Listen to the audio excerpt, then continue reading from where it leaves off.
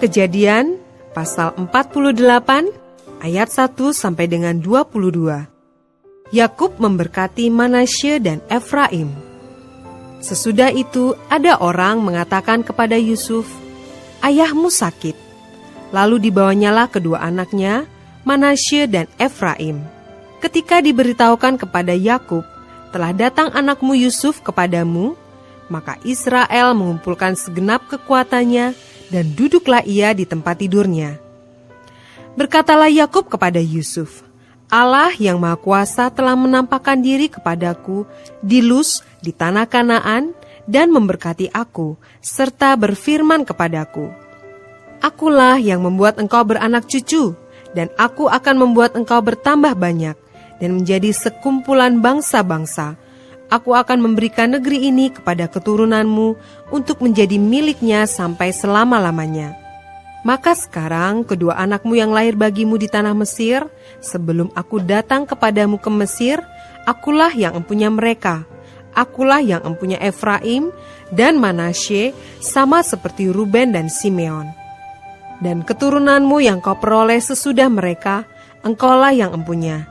Tetapi dalam pembagian warisan, nama mereka akan disebutkan berdasarkan nama kedua saudaranya itu.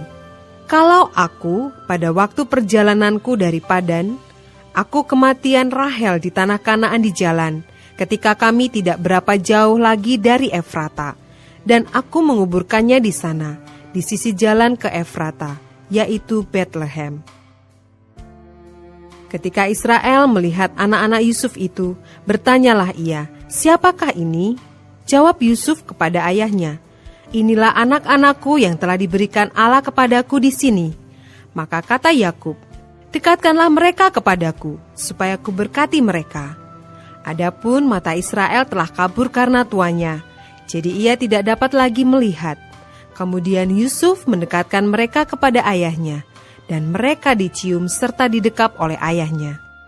Lalu berkatalah Israel kepada Yusuf, "Tidak kusangka-sangka bahwa aku akan melihat mukamu lagi, tetapi sekarang Allah bahkan memberi aku melihat keturunanmu."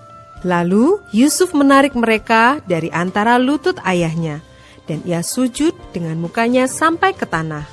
Setelah itu Yusuf memegang mereka keduanya, dengan tangan kanan dipegangnya Efraim, yaitu di sebelah kiri Israel, dan dengan tangan kiri Manasye, yaitu di sebelah kanan Israel. Lalu didekatnyalah mereka kepadanya. Tetapi Israel mengulurkan tangan kanannya dan meletakkannya di atas kepala Efraim, walaupun ia yang bungsu, dan tangan kirinya di atas kepala Manasye. Jadi tangannya bersilang, walaupun Manasye yang sulung. Sesudah itu diberkatinyalah Yusuf, katanya, "Nenekku dan ayahku, Abraham dan Ishak, telah hidup di hadapan Allah. Allah itu sebagai Allah yang telah menjadi gembalaku selama hidupku sampai sekarang, dan sebagai malaikat yang telah melepaskan aku dari segala bahaya.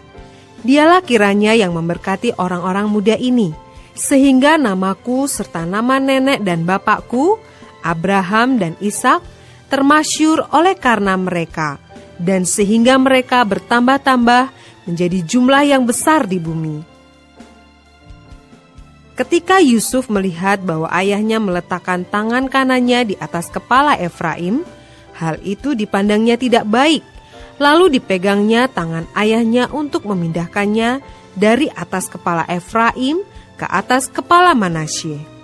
Katanya kepada ayahnya, "Janganlah demikian ayahku, sebab inilah yang sulung. Letakkanlah tangan kananmu ke atas kepalanya." Tetapi ayahnya menolak. Katanya, "Aku tahu anakku, aku tahu. Ia juga akan menjadi suatu bangsa, dan ia juga akan menjadi besar kuasanya. Walaupun begitu, adiknya akan lebih besar kuasanya daripadanya, dan keturunan adiknya itu akan menjadi sejumlah besar bangsa-bangsa." Lalu diberkatinyalah mereka pada waktu itu. Katanya, "Dengan menyebut namamulah orang Israel akan memberkati. Demikian, Allah kiranya membuat engkau seperti Efraim dan seperti Manasye." Demikianlah didahulukannya Efraim daripada Manasye. Kemudian berkatalah Israel kepada Yusuf, Tidak lama lagi aku akan mati, tetapi Allah akan menyertai kamu dan membawa kamu kembali ke negeri nenek moyangmu.